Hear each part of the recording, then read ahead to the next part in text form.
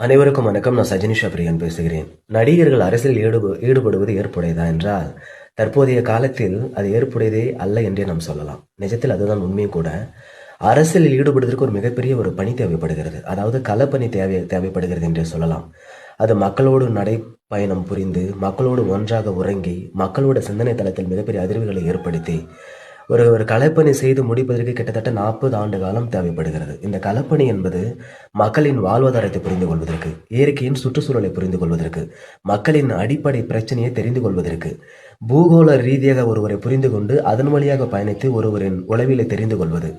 இந்த மாதிரி பணிபுரிந்து விட்டால் தான் ஒருவர் அரசியலில் ஈடுபடுவதற்கு ஏதுவாக அமையும் என்றே நாம் சொல்லலாம். திரைப்படத் துறையில் ஒருவர் வெற்றி அடைந்து விட்டார், அதன் மூலியமா ஒரு அரசியலுக்கு வருகிறார் என்றால் அதைவிட அடிமைத்தனம் வேறு எதுவும் இல்லை என்று சொல்லலாம். ரசிக மனப்பான்மை, ரசிகர்கள் கூட்டம் என்பதை மிகப்பெரிய பிற்போக்குத்தனத்தை அடிப்படையாக கொண்டது. அந்த பிற்போக்காளர்களை துணைக்கு வைத்துக் கொண்டு ஒரு அரசியல் ஈடுபடுவதெல்லாம் சிறுபிள்ளை விளையாட்டுத்தனமானது என்றே சொல்லலாம். அரசியலில் ஈடுபாடு காட்டுங்கள், அரசியலில் ஈடுபடுங்கள், அரசியலில் பங்கெடுத்துக் கொள்ளுங்கள் என்பது பொதுவான ஒரு ஏற்றுக்கொள்ளக்கூடிய உண்மை.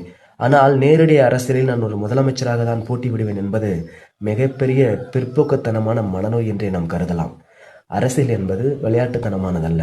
ஆனால் எல்லா விளையாட்டுத்தனங்களும் அரங்கேறும் ஒரே ஒரு இடம் அரசியல்தான்.